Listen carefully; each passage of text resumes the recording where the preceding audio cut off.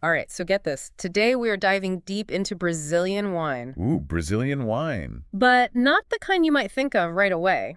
Oh? We're talking Campanha Gaúcha, a region that's kind of like shaking things up, changing the game a little bit. Yeah, I mean, forget the rainforest, right?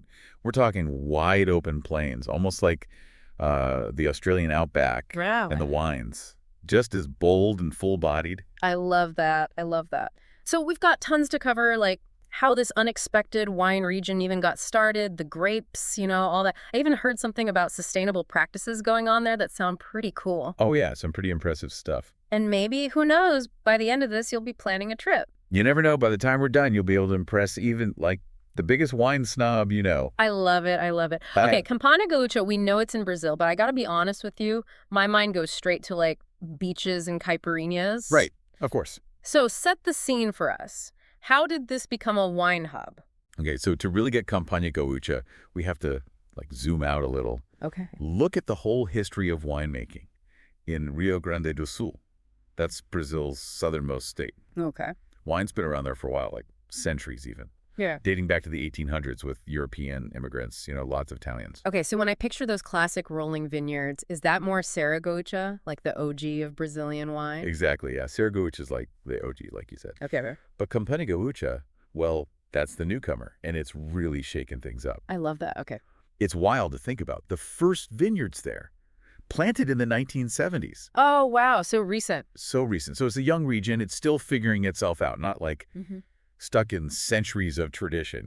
It must have been tough convincing people this place known for cowboys and cattle could make, like, seriously good wine. Oh, absolutely. There was so much skepticism, even within Brazil, about whether the climate could even work for good wine. Yeah, but the people in Campanha Gaúcha, they had this, like, pioneering spirit. They took a gamble, believed in their land, and just went for it. Learned everything they could to make it happen. That is so inspiring. It really is. All right, so let's talk terroir.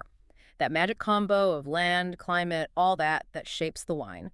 What makes Campanha Gaúcha's terroir so special? Okay, so picture this, right? You've got these vast plains, scorching summers, like 35 degrees Celsius. Whoa, hold on, that's serious heat. Oh, yeah. And then get this, winters that are cold enough to bring frost. And those crazy temperature swings are key. They help the grapes develop, like a balance, sugar, and acidity, which means more complex flavors. That is fascinating. So we've got the climate down, but what about the soil? I always hear about rocky vineyards, but Campanha Gaúcha has sandy soil, right? It does. Most of the soil there is sandy with some clay, and it drains really, really well. So the vines have to dig deep, to find nutrients, which actually makes them stronger and the flavors more intense. So sandy soil is a good thing here. In this case, yeah, it all works together. Sandy soil, the sun, the big temperature swings. It's the perfect recipe for those bold, like, powerful reds that Campanha Gaúcha is making. Now, that is interesting. So how does Campanha Gaúcha compare to, like, the other big names in South America, Argentina, Chile, all those? It's different, honestly. Like, it's its own thing. Okay. It's a lot hotter and drier than most of Chile's wine regions. And the soil, it's nothing like what you find in Argentina. So it's not just a Brazilian version of, something else. Not at all. This is something completely new. Even within Brazil, it's totally different. Take Saragocha, for example. Yeah. Same state. But Saragocha is cooler, different soil, and the wines end up lighter.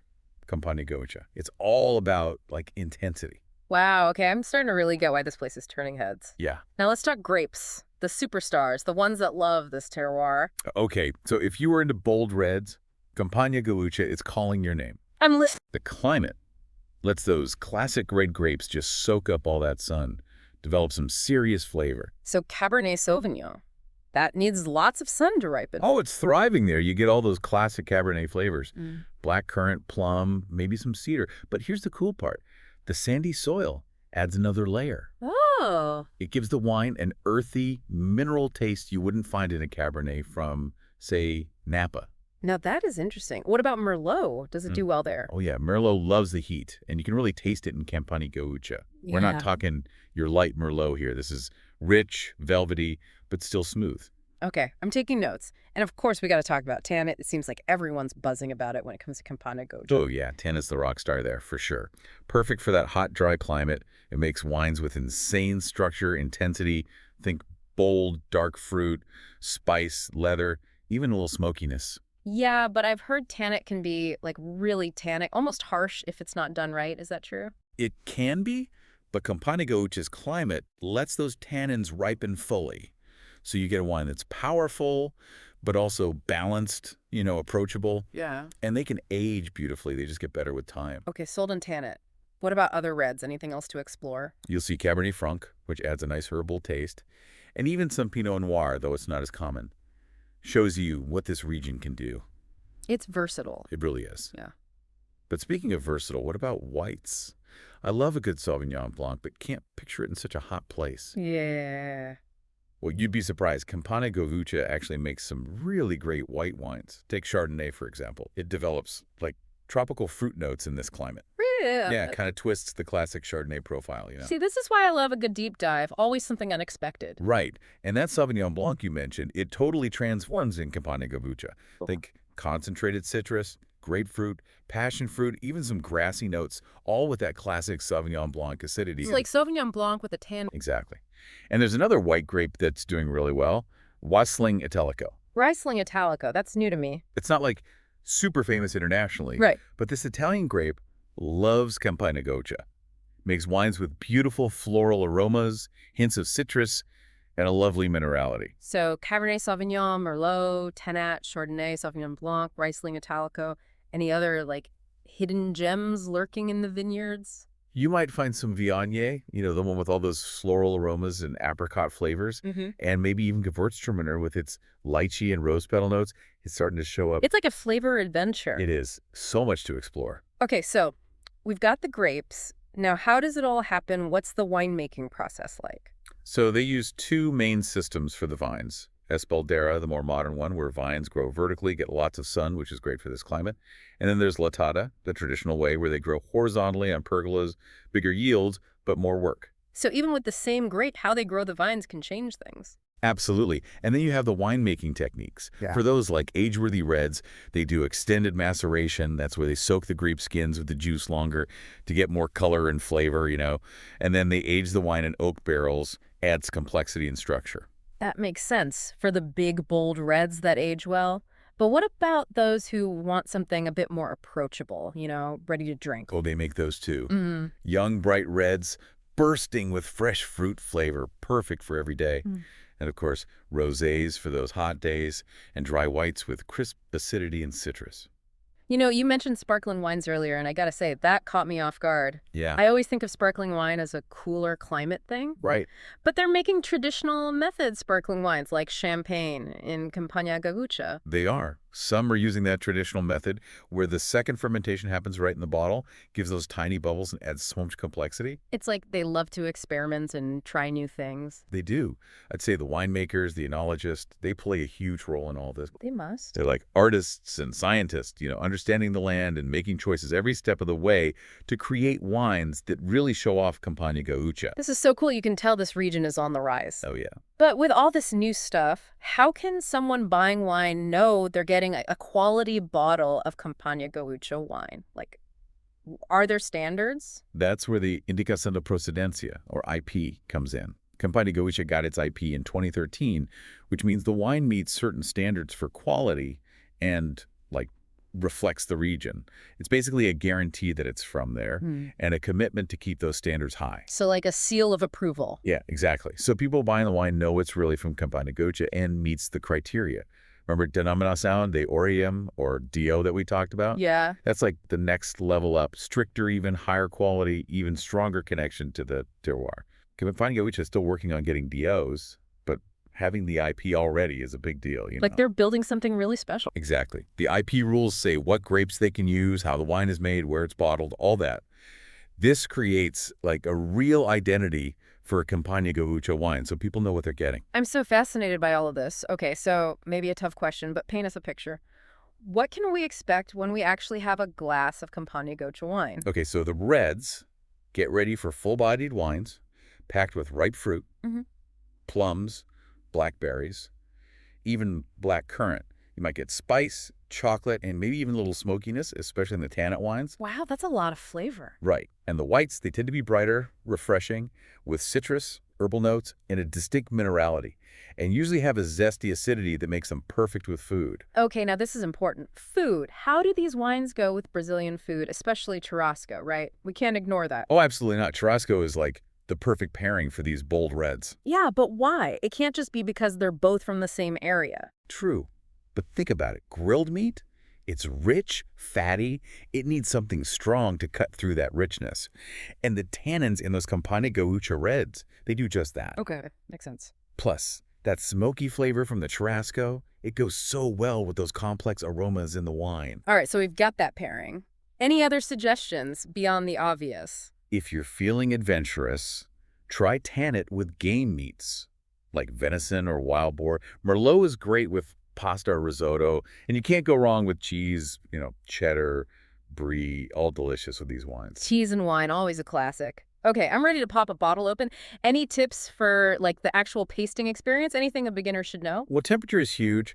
For reds, you want them a little cooler than room temp, around 16, 18 degrees Celsius. Okay. Whites and rosés, chill them down, Right. around 8, 10 degrees. Gotcha. And trust me, using the right glass makes a difference. A bigger bowl for the reds, so those aromas can open up, and a narrower bowl for the whites and rosés. So it's not just about being fancy, it's about getting the most out of the wine. Exactly. And don't rush it. Look at the color. Swirl it to release the aromas, and then take a sip. Let those flavors linger. You'll be amazed what you find. I can totally picture myself on a vineyard in Campanha Gaúcha, sipping tannid, enjoying the view. Right. I'm getting the sense this is becoming a hot spot for wine tourism. Oh, yeah. People are flocking there Yeah. to experience the wines, the food, the culture, the landscape.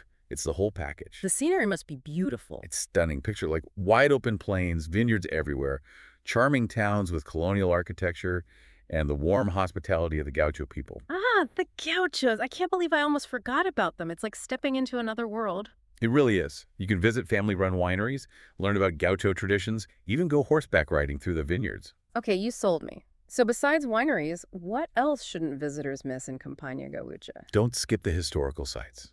You can explore charming towns, visit artisan shops, really soak up the local culture. Okay. And if you love nature, there's tons to do. Hiking, bird watching, you name it. All right, Campanha Gaúcha is officially on my bucket list. But being practical for a sec, any tips on planning a trip? Definitely do your research. Look into different wineries, make reservations, especially if you want tours or tastings. Makes sense. What about transportation? Renting a car is your best bet. Gives you freedom. The roads are good, but having a GPS or a good map is smart. Okay. And is there a best time to go? Spring and fall are perfect, the weather is nice, and the scenery is beautiful. Summer gets hot, and winter can be chilly. Keep that in mind. Good advice. Okay, so we've covered the wines, the food, the culture, even travel. Let's talk business. How is Campanha Gaúcha doing as a wine region? Thriving, struggling, or somewhere in between? It's definitely on the upswing. That's good to hear. The quality is getting recognized both in Brazil and internationally, and they're exporting more and more. So it's not a secret anymore. Not anymore. You're starting to see Campanha Gaúcha wines all over, and the critics are paying attention. That's great. But there must be challenges, right? Oh, for sure. Like any new wine region, they face hurdles. Getting their name out there, competing with the big names, dealing with the global market, it's all part of it. And I bet water scarcity is a big one, especially with climate change. Oh, absolutely. Water is crucial, especially in a semi-arid climate like that. A lot of wineries are going the sustainability route to address this. And people are looking for wines made with the environment in mind. That's good to hear. It sounds like they're balancing tradition and innovation really well. Yeah, they're honoring their Gaucho heritage while also using new techniques and sustainable practices. It's a tough balance. I'm so impressed with what I'm learning about this region.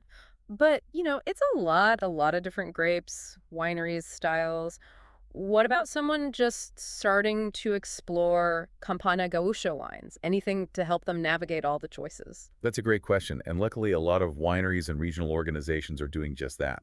They do tastings and events, have informative websites and brochures, and work with sommeliers and shops to help people understand the wines in the region. It makes such a difference for those of us who aren't, wine experts. Exactly. It's about making that connection, helping people understand the story behind the wine, and showing them what makes Campanha Gaúcha special. It really strikes me that Campanha Gaúcha is not just about the wine, it's a way of life, a culture, a connection to the land. I think you're right, and that's what makes it so attractive. It reminds us that good things take time, that there's beauty in simplicity, and that the best wines have a story that goes beyond just the bottle. It's like a reminder to slow down, appreciate the moment, and connect with the roots of what we're enjoying. Exactly, and to appreciate the people and the traditions that made it possible. It really is more than just geography, isn't it?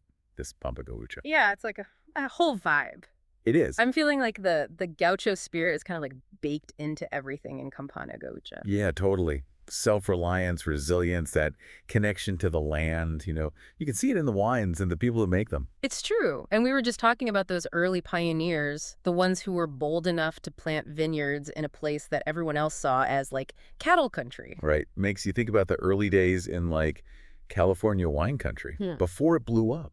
It's that same kind of almost like romantic underdog story. It's like they looked around and said, we see something special here, something the world needs to taste, and just went for it. And they totally proved everyone wrong. But you need more than just willpower. You need that special combo of elements, the terroir. And Campana Gaúcha has got it. Yeah. Who would have thought that scorching summers and cold winters and sandy soil would be the recipe for, like, these amazing wines? It's proof that nature always has a few tricks up her sleeve. And it's not just one kind of wine either, which is what I love about this region. Yeah, you've got those powerful tannins that can age forever, that could like stand up to the best from Uruguay, and then these delicate Riesling Italicos and Sauvignon Blancs with a like tropical twist. It's like a choose your own adventure wine region. I love that. So for our listener, taking all this in, what would you say is the thing that makes Campana Gaúcha stand out? What's the quick pitch to impress their friends? It's the surprise factor. You're drinking wine from a place you'd never expect it, and it's good, like really good. It's that hidden treasure feeling. And not just any treasure. When you taste these wines, you really get a sense of place. You taste the Pampa Gaúcha. It's like those stories about like remote villages in the Himalayas where they've been making incredible tea for centuries, but nobody knew about it, Exactly. That discovery feeling, that aha moment when you realize you found something special. And it all goes back to that pioneering spirit. These winemakers aren't following trends. They're making their own path, creating something new. That's what makes it exciting for anyone who loves wine. It's not just about the drink itself. It's about being part of something, a journey of discovery. Okay, you've convinced me. I'm ready to try some Campana Gaúcha wines, but where do I even start? So many options. Well, if you want that power and intensity the region's known for, you got to start with Tannin. All right, Tannin it is. Any producers in particular? Look for wineries like Guatambu or Bodega Familia Gais. Okay. They're known for making really great tannins that show off the terroir. Got it, adding those to the list. What if you want something a little more, like, elegant, complex in the reds? For that, I'd say check out Cabernet Sauvignon from producers like Almaden. They're playing around with oak aging, blending in Cabernet Franc. Adds a nice herbal note. Ooh, I like the sound of that. And, of course, can't forget the whites. Oh, definitely not. For Sauvignon Blanc, that will totally change your mind about what it can be. Look for Lidio Carraro. They're capturing the essence of Campana Gaúcha with those really bright Sauvignon Blancs. Okay, Sauvignon Blanc, Cabernet Sauvignon, all on the list. Anything else I shouldn't miss? If you want a really unique experience, try a Riesling Italico from a smaller producer like Cordillera de Santa Ana. It's like a hidden gem, even within Campanha Gaúcha, but the wines are fantastic. I love a hidden gem. It's like a treasure hunt for your taste buds. Right. So much of the fun of wine is that exploring. And with Campana Gaúcha, you're in for a ride full of surprises. Speaking of journeys, we read that Campana Gaúcha is getting popular for wine tourism, and I gotta say, the idea of drinking wine in gaucho country sounds pretty amazing. It's an experience unlike anything else. Imagine yourself surrounded by wide open plains, vineyards for miles, and the warmth of the gaucho people. It's so different from what people think of when they hear wine region, not all manicured vineyards and rolling hills. That's the beauty of it. It's rugged, authentic, and full of life. You can visit wineries, stay in those traditional estancias, really dive into the gaucho culture. I can picture myself galloping across the pampas, wind in my hair. You could. Or you could explore historical sites, go hiking, even try some traditional gaucho activities like sheep shearing. Who knows? Okay, I'm sold. But logistics, what if our listener wants to book that flight to Campana Gaúcha? What are the must-know travel tips? Plan ahead. Do your research. Make reservations, especially if you want to visit specific wineries or tours. Smart. What about getting around? Renting a car is the best way to go. You've got the freedom to go at your own pace. Roads are generally good, but having a GPS or a good map, that's essential. Good to know. And is there a best time to visit? Spring and fall are ideal. Nice weather, beautiful scenery. Summers are hot, winters can get chilly, so factor that in. Noted. So wines, culture, travel, all covered. Now, the business side, how's Campana Gaúcha doing in the global wine market? It's doing well, definitely on the rise. Good to hear. The quality speaks for itself, and exports are going up every year. So it's not just a local thing anymore. Not anymore. People all over are starting to discover Campanha Gaúcha wines. You see them in shops and restaurants, and the critics are taking notice. That's fantastic, but I imagine there are still some challenges to overcome. Of course, just like any up-and-coming wine region, right? Right. Getting the word out, competing with the more established regions, and navigating that whole global market, it's all part of the game. And then there's the water scarcity issue, which is a big one, especially with climate change being such a concern these days. Absolutely, yeah. Sustainable practices are key for any wine region to survive long-term, and Campanha Gaúcha gets that. Yeah. A lot of wineries are really stepping up, coming up with innovative solutions. That's good to hear. It seems like they're doing a good job of honoring their traditions, but also embracing the future, right? They are. Yeah. They're holding on to that gaucho heritage while also adopting modern techniques in those sustainable practices, which is a delicate balance. That's what I love about these deep dives. It's not just learning facts, it's understanding the nuances, the layers, the heart and soul of a place. And with Campanha Gaúcha, you get a taste of a region that's full of passion, innovation, and that deep respect for the land. So we've covered a lot, but with all the different grapes, wineries, styles, it can feel overwhelming. Anything out there to help people navigate the world of Campania Gaúcha wines? There is. A lot of wineries and the regional organizations are doing a lot to make their wines more accessible and to teach people about the region. That's great. How are they doing that? They're hosting tastings and events, putting together really informative websites and brochures, and they're working with sommeliers and shops to help get their wines out there. It's like they're saying, come on in, the water's fine, we'll show you around. Exactly. They want people to experience Campanha Gaúcha wines, and they're making it easier than ever to do just that.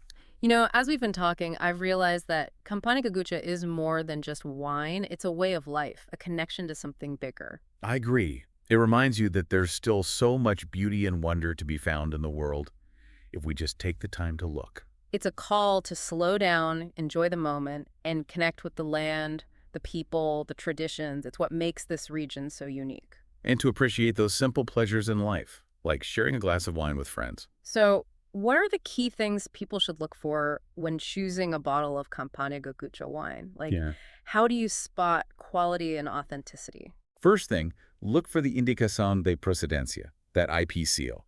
That's your guarantee that the wine meets certain standards and it's true to the region. Okay, so that's step one. Right. Then, pay attention to the grape varietal. We've talked about a bunch, but the most common ones are Canet, Merlot, Cabernet Sauvignon for reds, and Chardonnay Sauvignon Blanc, and Riesling Italico for the whites. Does the vintage matter, like the year the grapes were harvested? It can make a difference. Even though Campanha Gaúcha's weather is pretty consistent, some years are better for certain grapes. So how do you know which vintages to look for? A little research online or a chat with someone at your wine shop who knows their stuff can go a long way. Great tip. And what about specific wineries or winemakers? Any names that stand out? We've talked about a few, but there are a lot of really talented winemakers in Campanha Gaúcha. It's fun to explore and find your own favorites. So a region that rewards a curious palate. Totally. Don't be afraid to try something new. You might be surprised. For someone feeling a little overwhelmed by all the choices, any simple guidelines for picking a Campana Gaúcha wine? If you're new to the region, start with a Tanit. It's their signature grape and a perfect intro to that bold, intense style. So jump right in with the flagship wine. Yeah, why not? And for something lighter, a Sauvignon Blanc or Riesling Italico are both great options. Okay, so we've got some starting points. But once you have the bottle, how do you best enjoy a Campana Gaúcha wine? Serving tips, any rituals? Number 1, temperature. For reds, serve them a little cooler than room temperature, around 16, 18 degrees Celsius. Whites and rosés, chill them down around 8, 10 degrees Celsius. And glassware matters. Absolutely. The right glass can make those aromas and flavors really pop. Wider bowl for reds so the aromas can open up. Narrow bowl for whites and rosés. Not just being fancy, but maximizing the experience. Right. And most importantly, slow down, savor the wine. Notice the color, smell the aromas, taste the flavors, let them linger on your palate, appreciate the complexity. It's about being present in the moment. It is, and appreciating the work and passion that went into making that wine. We talked about food pairings in general, but any specific foods from Campagna Gaúcha that would be perfect with the wines? Well, besides churrasco, they're known for their hearty stews like burrado, which is slow-cooked beef stew, and carne de ovella, roasted lamb. These dishes are amazing with those big reds. And if you want something lighter, They have amazing cheeses, especially the Queijo Serrano, a hard cheese that's incredible with this Sauvignon Blanc. so a foodie's dream come true.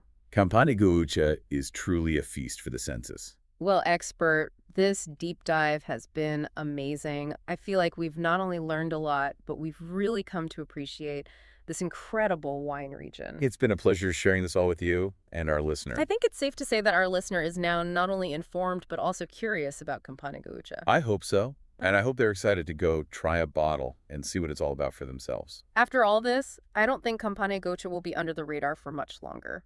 I think you're right, and that's a good thing. The world needs to know about these wines and the amazing place they come from. It really is like woven into everything, isn't it? This idea of connection. Yeah, the land, the people, the traditions, it's all connected. And you can totally taste that in the wines. It's like bottled stories, like Yeah. a liquid expression of the place and its people. It's more than just the grapes or the climate, right? Yeah. It's about that gaucho spirit, that sense of resilience, being in tune with nature. Those gauchos, I mean, they've been living on this land for centuries. They've adapted to it. They respect its power. And that connection to the land, it translates into a respect for sustainability, which is becoming more and more important these days, in the wine world especially. Definitely. We talked about how water scarcity is a big challenge in Campagna Gaúcha. Yeah, and it's honestly inspiring to see these wineries stepping up to address that. They're using innovative irrigation, experimenting with different root stocks that are drought resistant, and a lot are embracing biodynamic farming. That's great. It's like they understand that protecting the environment is crucial, not just for their wines, but for the future of the region. And for the future of winemaking as a whole, really. Yeah. These are practices that benefit everyone. It makes me think about what we can do as consumers, how we can support sustainability. Absolutely. By choosing wines from producers who are doing things the right way, we're sending a message that we care about those values. It's like voting with our wallets, making choices that have a positive impact. And it's about enjoying those choices too. Yeah. When you slow down and appreciate the story behind a bottle of wine, it becomes so much more than just a drink. Yeah, it's a connection to a place, to a culture, to a whole way of life. And to the people who put their heart into making it. Well, expert, I have to say, this deep dive has been eye-opening. We've discovered a real hidden gem, a wine region that's ready to take the world by storm, I think. And it feels like it's just the beginning for them. I have a feeling we're going to be hearing a lot more about Campana Gaúcha wines in the years to come. I think so too, and hopefully our listener will be ahead of the curve, ready to impress everyone with their Campanha Gaúcha knowledge. So, as we wrap things up here, what's the one thing we want our listener to take away from this deep dive? I'd say this, Campanha Gaúcha is more than just a wine region. It's an invitation to explore, to expect the unexpected. I love that. It's a reminder that there are still these hidden gems out there waiting to be discovered, places that challenge our ideas and broaden our horizons. And that the best adventures can start with just one sip. So cheers to Campana Gaúcha, a region that's rewriting the rules and showing us that the world is full of delicious surprises. Cheers. And to our listener, thanks for joining us on this journey. We hope you enjoyed it as much as we did. Happy exploring.